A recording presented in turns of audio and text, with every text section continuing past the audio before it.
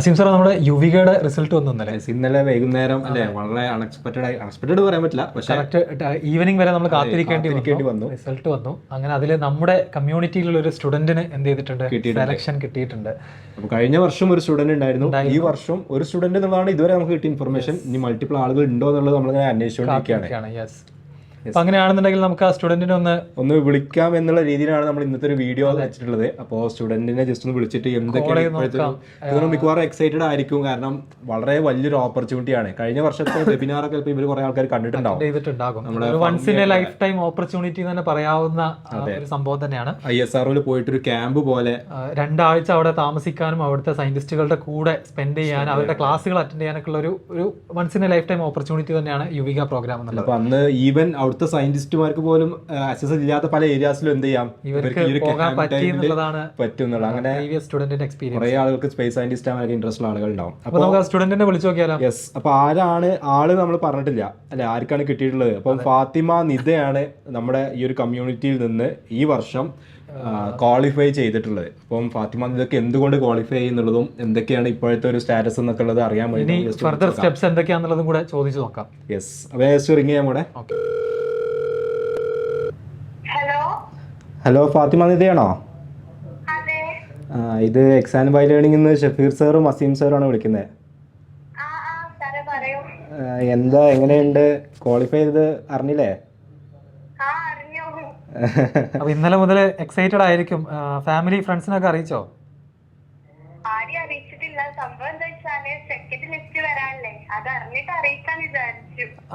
അതിന്റെ next step എന്താണ്? 13-ന് മുൻപായിട്ട് ഒരു കൺഫർമേഷൻ മെയിൽ അയക്കണം എന്ന് അതിൽ കണ്ടില്ല. അത് ചെയ്ത്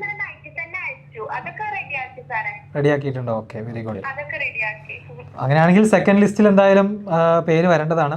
സെക്കൻഡ് ലിസ്റ്റ് ഉദ്ദേശിക്കുന്നത് ഈ ഒരു കൺഫർമേഷൻ അയക്കാത്ത ആളുകൾ ഉണ്ടെങ്കിൽ അവരാണ് അതിൽ ഇൻക്ലൂഡഡ് ഒഴിവാക്കാനുള്ളതാണ്. ഓക്കെ. ആക്ച്വലി ഞങ്ങൾ അറിഞ്ഞിട്ടുണ്ടായിരുന്നു. വാസ്തവ കാര്യങ്ങളൊക്കെ പറഞ്ഞു, എല്ലാ കാര്യങ്ങളും ഞങ്ങൾ അറിയുന്നുണ്ടായിരുന്നു.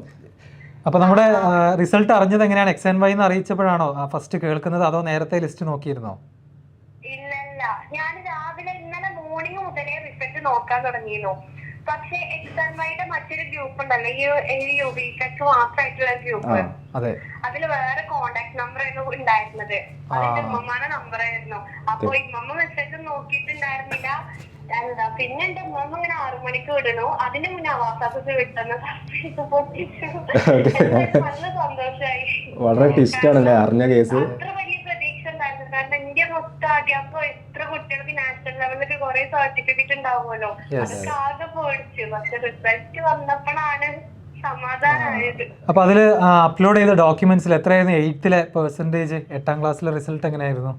8ല് 98%. ഓക്കെ. വേറെ ഏതൊക്കെയാണ് അപ്ലോഡ് ചെയ്തത്? ഏതൊക്കെ ഡോക്യുമെന്റ്സ് അല്ലെങ്കിൽ ഏതൊക്കെ സർട്ടിഫിക്കറ്റ്സ് ആണ് അപ്ലോഡ് ചെയ്തത്? അത് സ്പോർട്സിൽ നാഷണൽ ലെവലിന്റെ ഫ്ലഡ് സർട്ടിഫിക്കറ്റ് വന്നിട്ടുണ്ടായിരുന്നു. ഓക്കെ, അത് അപ്ലോഡ് ചെയ്തു. പിന്നെ സബ് ഡിസ്ട്രിക്ട് ലെവലിലുള്ള കോമ്പറ്റീഷന്റെ, അതായത് ഈ വർഷത്തെയും പിന്നെ 3 വർഷത്തിനുള്ളിൽ നടന്ന ഓരോ സബ് ജില്ലയിൽ നടന്ന ഓരോ സർട്ടിഫിക്കറ്റുകൾ അപ്ലോഡ് ചെയ്യാൻ പറ്റുന്നത്. കാരണം 200 KB താഴെ എന്നുള്ളൊരു നിർദ്ദേശം ഉണ്ടായതുകൊണ്ട് അതിന് കുറെ സർട്ടിഫിക്കറ്റുകൾ ഒഴിവാക്കിയിരിക്കുന്നു. കാരണം നോർമലി ചെയ്ത് വരുമ്പോ 220 KB അങ്ങനെ 400 KB ഒക്കെ ആവണോണ്ട് തന്നെ ടോട്ടലി എത്ര 10 സർട്ടിഫിക്കറ്റ് എല്ലാം ചുരുക്കി 5 സർട്ടിഫിക്കറ്റ് ആക്കി. അതില് എക്സാമുകൾ അല്ലെങ്കിൽ ക്വിസുകളുടെ ചെയ്തിട്ടുണ്ടായിരുന്നു? ഏതെങ്കിലും നാഷണൽ ലെവൽ ക്വിസോ എക്സാമിന്റെ റിസൾട്ടുകൾ ഉണ്ടായിരുന്നോ? നാഷണൽ ലെവലിൽ ക്വിസ് ഉണ്ടായിരുന്നില്ല. ഡിസ്ട്രിക്ട് ലെവലിൽ സ്പീച്ചും ക്വിസൊക്കെ ഉണ്ടായിരുന്നു. അത് നമ്മുടെ ഈ സയൻസ് കോമ്പറ്റീഷനോ അല്ലെങ്കിൽ അതിന്റെ അതേ തുല്യതയിൽ വരുന്ന ഏതെങ്കിലും കോമ്പറ്റീഷൻ ഉണ്ടെങ്കിൽ അത് അതിൽ കൊടുക്കാൻ പറഞ്ഞിരുന്നു.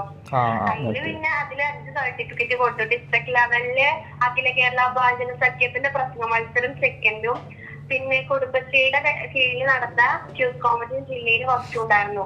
ആ സർട്ടിഫിക്കറ്റും പിന്നെ ഗാന്ധി ദർശൻ പരിപാടിക്ക് സബ് ജില്ലയിൽ സെക്കൻഡ് ഇട്ടേക്കോ അങ്ങനെ പ്രൈസും അതൊക്കെ കൊടുത്തു. കുറെ കാര്യങ്ങൾ കൊടുക്കാനുണ്ടായിരുന്നു. സ്കൗട്ട് ആൻഡ് ഗൈഡ് അത് ആ കാറ്റഗറിയിൽ ഏതെങ്കിലും ഉണ്ടായിരുന്നോ? Scout guide, NCC? Scout and ഗൈഡിലെ ഈ വർഷത്തെ രാജ്യപുരസ്കാര അവാർഡ് രാജ്യപുരസ്കാരം കിട്ടിയപ്പോ അതിന്റെ സർട്ടിഫിക്കറ്റ് അപ്ലോഡ് ചെയ്തു. ഓക്കെ, അപ്പൊ എല്ലാം ചെയ്തിട്ടുണ്ടായിരുന്നു അല്ലേ? ചെയ്യാൻ പറ്റുന്ന എല്ലാ കാറ്റഗറിയും ചെയ്തിട്ടുണ്ടായിരുന്നു. Okay, very good. എനിക്ക് നിധ അപ്ലൈ ചെയ്യുന്ന സമയത്ത് ഹവാസറുമായിട്ട് കൺസൾട്ട് ചെയ്തിട്ടുണ്ട്. ഹവാസറും ഷെഫീർ സാറൊക്കെ കൺസൾട്ട് ചെയ്തിരുന്നു. നമ്മളൊരു ഓറിയന്റേഷൻ പ്രോഗ്രാം ഉണ്ടായിരുന്നു, അപ്പൊ അതിൽ കുറെ കാര്യങ്ങൾ മെൻഷൻ ചെയ്തിട്ടുണ്ടായിരുന്നു. അതുപോലെ അതെ, ഫാത്തിമ അതിപ്പോ ഏത് സ്കൂളിലാണ് പഠിക്കുന്നത്? ഓക്കെ, 10th പ്രിപ്പറേഷൻ സ്റ്റാർട്ട് ചെയ്തോ? SSLC ചെറുതായിട്ടൊക്കെ സ്റ്റാർട്ട് ചെയ്തു. കഴിഞ്ഞ കൊല്ലം സ്ക്രൈബ് ഈ വർഷം സ്ക്രൈബ് ചെയ്തിരുന്നു. അതുകൊണ്ട് തന്നെ ചെറിയതൊക്കെ ഉണ്ട് ടെൻത്തിനെ കുറിച്ച് എങ്ങനെയാണുള്ള കാര്യങ്ങളൊക്കെ. ഓക്കെ. അപ്പൊ എന്തായാലും വെക്കേഷനിൽ ക്യാമ്പ് നടക്കും. അത് കഴിഞ്ഞിട്ട് ഒന്നും കൂടെ നമുക്ക് ഒരു മീറ്റിംഗ് വെക്കണം അല്ലെ? എക്സ്പീരിയൻസ് പറഞ്ഞ പോലെ ഒന്ന് നിധയും വന്നിട്ട് എന്ത് ചെയ്യണം, ഷെയർ ചെയ്യണം, ബാക്കി സ്റ്റുഡൻസിനോട് എക്സ്പീരിയൻസ് ഷെയർ ചെയ്യണം. ഈ ഒരു പ്രോഗ്രാമിനെ കുറിച്ച്, യുവിക പ്രോഗ്രാമിനെ കുറിച്ച് അറിഞ്ഞിരുന്നത് നമ്മുടെ ഷെഫീർ സാറെ വീഡിയോ കണ്ടിട്ട് തന്നെയായിരുന്നു, അതോ വേറെ എങ്ങനെ അറിഞ്ഞതാണോ? തിരൂർക്കാട് സ്കൂളിലായിരുന്നു.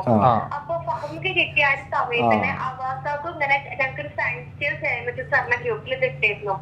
ഞാൻ ഓവറായിട്ട് ശ്രദ്ധിച്ചിരുന്നില്ല. പിന്നെ ഫഹമിക്ക് ഇങ്ങനെ ISRL അവസരം കിട്ടിയെന്ന് അറിഞ്ഞപ്പോഴാണ് ഞാൻ ഇതിനെ കുറിച്ച് ഫഹമിനോട് കൂടുതലായിട്ട് ഡീറ്റെയിൽ ആയിട്ട് ചോദിച്ചു. അതിന് ഫഹമി കാര്യങ്ങളൊക്കെ പറഞ്ഞു തന്നു. പിന്നെ അങ്ങനെ താല്പര്യം വന്നു. ഈ വർഷം ജസ്റ്റ് ഒന്ന് പങ്കെടുത്തതാണ്. അങ്ങനെ നല്ല റിസൾട്ട് കിട്ടും പ്രതീക്ഷിച്ചില്ല. ഫഹമി നമ്മുടെ ഫൗണ്ടേഷൻ ബാച്ച് സ്റ്റുഡന്റ് ആയിരുന്നു. അങ്ങനെയാണ് ഷഫീർ സാറെ വീഡിയോ കണ്ടിട്ട് കഴിഞ്ഞ വർഷം ഫഹമി അപ്ലൈ ചെയ്യുന്നത്. അപ്പം ഇതാണ്, ഒരാള് അപ്ലൈ ചെയ്താൽ അയാള് കാരണം ബാക്കിയുള്ള കൂടി ഇൻഫ്ലുവൻസ് പോകുന്നുണ്ട്. അടുത്ത ബാച്ചിനടക്കം ഇതുപോലെ നമുക്ക് എന്ത് ചെയ്യാൻ പറ്റണം, ഇൻസ്പയർ ചെയ്യാൻ പറ്റണം. എത്ര ദിവസം കൊണ്ടാണ് ഫുൾ കംപ്ലീറ്റ് ചെയ്തത് അപ്ലിക്കേഷൻ? ടോട്ടലി ഫൈനൽ സബ്മിറ്റ് ചെയ്യാൻ വേണ്ടിയിട്ട് എത്ര ഡേയ്സ് എടുത്തു എല്ലാ സർട്ടിഫിക്കറ്റും കളക്ട് ചെയ്ത്? ഞാൻ സത്യം പറഞ്ഞ 2 ദിവസം എടുത്തേ. അതിന് മുന്നേ വേറെ ഇമെയിൽ ചെയ്തിരുന്നു. പക്ഷെ അന്ന് സ്പോർട്സിന്റെ അവിടെ നാഷണൽ ലെവലിൽ പകരം സ്കൂൾ ലെവലാണ് കൊടുത്തത്. പിന്നെ അത് നെക്സ്റ്റ് അടിച്ചിട്ട് പ്രീവിയസ് കെട്ടാൻ പറ്റുമെങ്കിലും അത് ക്ലിയർ ആക്കാൻ പറ്റിയില്ല. ഞാൻ വേറെ ഇമെയിൽ കൊടുത്ത് ആദ്യം ചെന്ന് രജിസ്ട്രേഷൻ ചെയ്തു.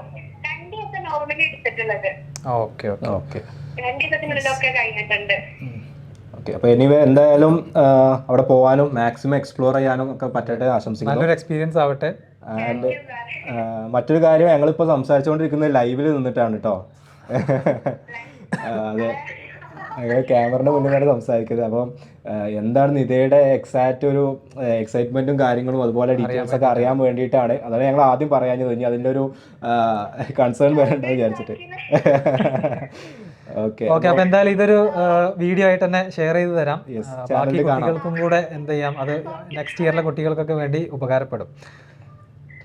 ഞാൻ സത്യം പറഞ്ഞ ഈ വർഷം ഇങ്ങനെ ഈ സമയത്താണ് ഈ ഒരു ISROയുടെ കോമ്പറ്റീഷൻ നടക്കണെന്നുള്ളത് XandY വഴി അറിഞ്ഞത്. അതിന് മുന്നേ അറിഞ്ഞിട്ടുണ്ടായിരുന്നില്ല. ഞാൻ പിന്നെ വീഡിയോസ് ഒക്കെ കാണുന്ന ആളാണ്. യൂട്യൂബ് ചാനലിലെ ക്ലാസ് ഒക്കെ കാണലുമുണ്ട്. അത് യൂസ്ഫുൾ ആണ് സാറേ. ഓക്കെ, അപ്പോൾ എന്തായാലും നേരത്തെ ഷഫീർ സാർ പറഞ്ഞ പോലെ ഇനി പോയി വന്നിട്ട് നമുക്കൊരു ഡീറ്റെയിൽഡ് ആയിട്ടൊരു സെഷൻ നമ്മുടെ ബാക്കി സ്റ്റുഡൻസിന് ഈ നെക്സ്റ്റ് ഇയർ ഇതുപോലെ അപ്ലൈ ചെയ്യുന്നവർക്ക് വേണ്ടിയിട്ട് നമുക്കൊരു സെഷൻ വെക്കണം. ഓക്കെ, അപ്പോൾ ഓൾ ദ ബെസ്റ്റ്. എല്ലാം എന്തെങ്കിലുമൊക്കെ ഇൻഫർമേഷൻസ് ഒക്കെ കിട്ടുമ്പോൾ നമ്മളായിട്ട് ഷെയർ ചെയ്യാം അല്ലേ? യെസ്. അപ്പോൾ അവിടുത്തെ കുറച്ചും കൂടെ ഫോട്ടോസും അതേപോലെ വീഡിയോസ് ഒക്കെ എടുക്കാൻ പറ്റുന്നുണ്ടെങ്കിൽ ക്യാമ്പുമായി ബന്ധപ്പെട്ട സെക്യൂരിറ്റി ഇഷ്യൂസ് ഇല്ലാത്ത ഫോട്ടോസും വീഡിയോസ് ഒക്കെ പറ്റുമെന്നുണ്ടെങ്കിൽ എടുക്കുക. നമുക്കത് വരുന്ന അടുത്ത വർഷത്തെ കുട്ടികൾക്ക് എന്ത് ചെയ്യാം, ഷെയർ ചെയ്യാം. അതെ, ഓക്കെ. അപ്പോൾ ശരി, once again all the best. Bye. അപ്പോൾ ശരിക്കും അല്ലേ, സ്റ്റുഡൻസിനെ സംബന്ധിച്ചിടത്തോളം വലിയൊരു ഓപ്പർച്യൂണിറ്റി ആണ്, ഒരു once in a lifetime ഓപ്പർച്യൂണിറ്റിയാണ്. എല്ലാ വർഷവും 9th പഠിക്കുന്ന കുട്ടികൾ ട്രൈ ചെയ്യണം. ഈ വർഷം 350 കുട്ടികളുടെ പേരാണ് ആ ലിസ്റ്റിലുള്ളത്. അതിൽ ഓരോ സ്റ്റേറ്റിലും ഇത്ര മിനിമം നമ്പർ ഓഫ് സ്റ്റുഡൻസിനെ അവർ ക്വാളിഫൈ ചെയ്യിക്കും. അപ്പോൾ എന്തായാലും കേരളത്തിൽ നിന്ന് അടുത്ത വർഷത്തെ കുട്ടികൾക്കും എന്ത് ചെയ്യാം, ഈ ഒരു അവസരം നേടിയെടുക്കാൻ സാധിക്കുന്നതാണ്. അപ്പോൾ കഴിഞ്ഞ വർഷം ഷഫീർ സർ ഈ ഒരു പ്രോഗ്രാമിനെ കുറിച്ചിട്ടൊരു വീഡിയോ ഇട്ടു. അത് കണ്ടിട്ട് ഫഹമി എന്ന് പറയുന്ന ഒരു സ്റ്റുഡന്റ് അപ്ലൈ ചെയ്തു കിട്ടി. അങ്ങനെ ആ സ്റ്റുഡന്റ് വഴി അടുത്തൊരു സ്റ്റുഡന്റിലോട്ട് പിന്നെ അവർ വീണ്ടും. അപ്പോൾ ഇതിങ്ങനെ സ്പ്രെഡ് ചെയ്തിട്ട് എനിക്ക് തോന്നുന്നു മേ ബി ഒരു നെക്സ്റ്റ് ഇയറിലൊക്കെ കൂടുതൽ കുട്ടികൾക്ക് കിട്ടും. നമ്മുടെ XandYയുടെ കമ്മ്യൂണിറ്റിയിൽ നിന്ന് ഒന്നിൽ കൂടുതൽ കുട്ടികൾക്ക് കിട്ടണം. അതിനുവേണ്ടിയുള്ള പരിപാടികൾ നമുക്ക് ഇപ്പോൾ തന്നെ സ്റ്റാർട്ട് ചെയ്യാം. അപ്പോൾ നിങ്ങൾ ഹൈസ്കൂളിലൊക്കെ മാക്സിമം ക്വിസുകളും അതുപോലത്തെ നാഷണൽ ലെവൽ പ്രോഗ്രാമുകളിലേക്കൊക്കെ നേരത്തെ തന്നെ എത്താൻ ശ്രമിക്കുക. 8th സ്റ്റാൻഡേർഡിന്റെ ആനുവൽ എക്സാംസിൽ മാക്സിമം മാർക്ക് എന്ത് ചെയ്യുക, സ്കോർ ചെയ്യാൻ ശ്രമിക്കാം. അങ്ങനെയാണെങ്കിൽ നെക്സ്റ്റ് ഇയറിൽ നമുക്ക് നല്ല ചാൻസസ് ഉണ്ടായിരിക്കും. അങ്ങനെയുള്ള കൂടുതൽ ഓപ്പർച്യൂണിറ്റീസ് ഒക്കെ നമുക്ക് നമ്മുടെ യൂട്യൂബ് ചാനൽ വഴി ഞങ്ങൾ ഇൻഫോം ചെയ്യാം. അതായത് ഇങ്ങനെയുള്ള കോമ്പറ്റീഷൻസ് ഒക്കെ വരുമ്പോൾ നമ്മൾ ഇൻഫോം ചെയ്യാറുണ്ട്, ഇനിയും ചെയ്യാം. സ്കോളർഷിപ്പ് എക്സാംസ്, ഒളിമ്പ്യാഡ് എക്സാമുകൾ, അതുപോലത്തെ നാഷണൽ ലെവൽ കോമ്പറ്റേറ്റീവ് എക്സാം ഒക്കെ 7th 8th തന്നെ എന്ത് ചെയ്യാം, സ്റ്റാർട്ട് ചെയ്യാം. അപ്പോൾ ഇതുപോലത്തെ അവസരങ്ങളൊക്കെ വരുമ്പോൾ നമ്മുടെ ഒരു പോർട്ട്ഫോളിയോ അല്ലെങ്കിൽ നമ്മുടെ ഒരു ബയോഡാറ്റ എന്ന് പറയുന്നത് അത്രയും അക്കാഡമിക്കലി എക്സലന്റ് ആയിരിക്കും. നല്ല ചാൻസ് ആണ്. നിതയും കുറേ കാര്യങ്ങൾ പറഞ്ഞല്ലോ, ഒരുപാട് ക്വിസുകൾ, അതേപോലെ തന്നെ എക്സ്ട്രാ കരിക്കുലർ ആയിട്ടുള്ള ആക്ടിവിറ്റീസിലൊക്കെ പ്രൈസസ്. ജസ്റ്റ് ബോർഡ് എക്സാമിന് മാർക്ക് മാത്രം ഉണ്ടായതുകൊണ്ടും കാര്യമില്ല. നമ്മൾ കുറച്ചും കൂടെ കാര്യങ്ങൾ എക്സ്ട്രാ കരിക്കുലർ ആക്ടിവിറ്റീസിൽ, എക്സ്ട്രാ കരിക്കുലർ എന്ന് പറയാൻ പറ്റില്ല, പക്ഷേ അക്കാഡമിക്സ് റിലേറ്റഡ് ആയിട്ടുള്ള കാര്യങ്ങൾ തന്നെയാണ്. അതിലും കൂടെ നമ്മൾ ഇൻവോൾവ് ആവുക എന്നുള്ളത് വളരെ ഇമ്പോർട്ടൻ്റ് ആണ്. അപ്പോൾ എനിവേ അവിടെ പോയി വരട്ടെ അല്ലേ, അതിനുശേഷം നമുക്ക് എന്ത് ചെയ്യാം, ഒരു മീറ്റിംഗ് വെച്ചിട്ട് ഒരു വെബിനാറിലൂടെ എക്സ്പീരിയൻസ് ചോദിച്ച് നേരിട്ട് മനസ്സിലാക്കാം. ഓക്കെ, അപ്പോൾ ഇത് കണ്ടുകൊണ്ടിരിക്കുന്ന ആളുകൾ മാക്സിമം ഇത് നിങ്ങളുടെ ഫ്രണ്ട്സിന് ഷെയർ ചെയ്ത് കൊടുക്കുക, അവർക്ക് ഉപകാരപ്പെടട്ടെ, അവർക്കും കൂടെ ഇങ്ങനെയുള്ള ഓപ്പർച്യൂണിറ്റീസ് കിട്ടട്ടെ. ഇപ്പോൾ 8th സ്റ്റാർട്ട് ചെയ്യുന്ന കുട്ടികൾക്ക് എസ്പെഷ്യലി ഷെയർ ചെയ്ത് കൊടുക്കുക, കാരണം അവരുടെ 8th ആനുവൽ എക്സാം റിസൾട്ട് ആണ് നെക്സ്റ്റ് ഇയറിൽ നമുക്ക് അപ്ലൈ ചെയ്യുമ്പോൾ യൂസ് ചെയ്യേണ്ടത്. യെസ്, അപ്പോൾ ഓക്കെ, അപ്പോൾ നമുക്ക് എന്ത് ചെയ്യാം അല്ലേ. Yes, bye bye.